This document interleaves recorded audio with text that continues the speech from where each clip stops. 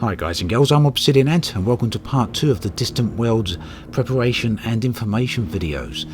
In this one I'll be covering outfitting. If you haven't seen part 1, do check out the video description, I'll put a link to it there. That covers all the basics of what you need to know, including meeting points and departure times. Let's get on to the outfitting for the ship I'm going to actually be taking myself. Now, by all means, this isn't necessarily a ship that you will need to copy, but it will give you a bit of an idea of what you can actually use. I'll talk about the reasons why I've chosen the specific modules I've chosen, but will also give you some alternatives should you want them. As with everything in outfitting in Elite, there's a lot of pros and cons, so you're going to need to weigh up your options and decide what you want most out of this and what's going to best suit you. Up until now, I've never took weapons on exploration ships because basically there's nothing out there to shoot and there's nothing out there that's a threat. But that may well have changed with the arrival of planetary landings. The Asp Explorer certainly isn't a combat vessel, but it can pack quite a punch if it's outfitted with all 5 hardpoints.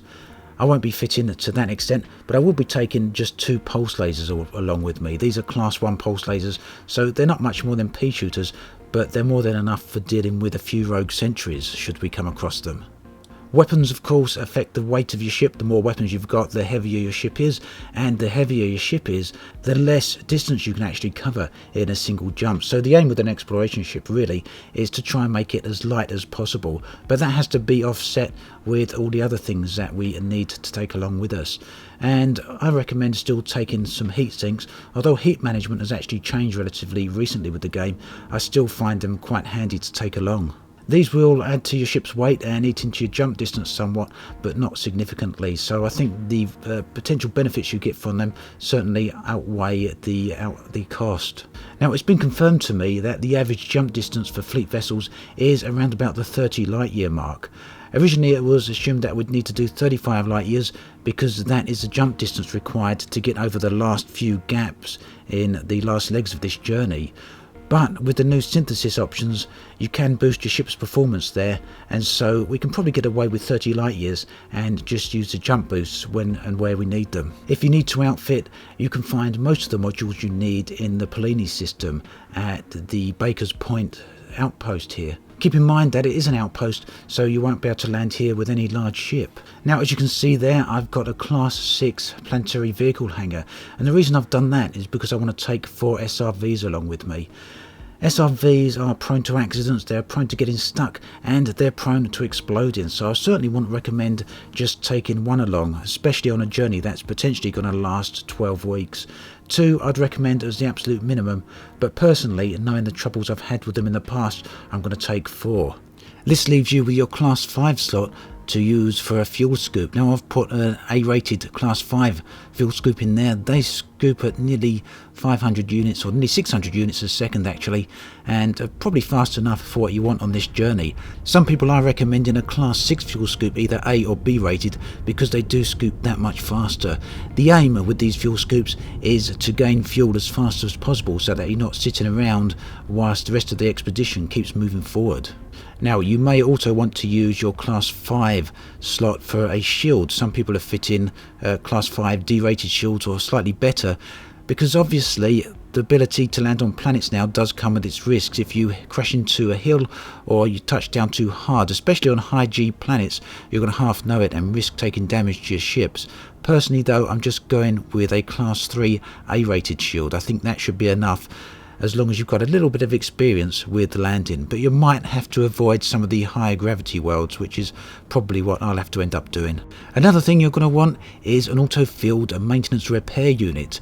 This is something I've always gone on exploration trips with, and something you'll need when you're out in the deep depths of space for multiple weeks at a time. There's no other way to repair out there, and these units can repair your modules as well as your canopy. I always used to take 2 or 3 of these modules, but now you only need to take 1 of them because they can be restocked by collecting materials from the planetary surface. You may want to take a cargo rack with you. I'm taking one that can carry 8 tons of cargo because you just never know what you're going to find out there. Before now, as I said, things have changed and there was never really anything out in the depths of space to actually collect, But now we do know that things are out there, and Frontier have actually told us that there are things out in the depths of space that no one has even seen before, so taking a cargo rack probably is a worthwhile endeavour. And don't forget the Advanced Discovery Scanner as well as the Detailed Discovery Scanner. Those are something that no explorer should actually leave without. Without an Advanced Discovery Scanner, at the very least, you're not going to be able to scan the systems and fill in your system map, which will make it very difficult and perhaps impossible to locate any of the planets actually within the system. Now, with all these modules, you do need to consider your power management. I've gone with a Class 4 A-rated power plant.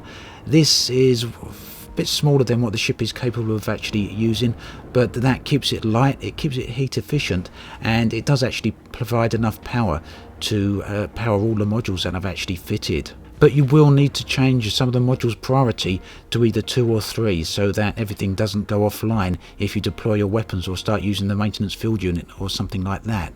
Now, I've linked in the video description my own personal build that I'm using. This will take you to the Coriolis website where you can check out the build, see its stats, and also modify it a bit if you like. And I'll also provide a couple of alternate builds should you want to take a look at them. Now, as I mentioned, the station in Pallini does carry most of the modules. If you can't find what you want there is another station about 30 light years away, which I'll link in the video description, and that carries most of the other modules that you actually need, including power plants and maintenance field repair units. So then, I hope all that covers just about most of what you need to go on the Distant Worlds expedition. Very much looking forward to seeing you all out there, and I'll see you tomorrow. As always, thanks for watching, and I'll catch you guys and girls next time. I'm here to talk about the Distant Worlds expedition, a journey to the opposite side of the galaxy, over 65,000 light years away. It's a journey that's going to be undertaken by the largest fleet ever assembled in game, with over 700 players signed up.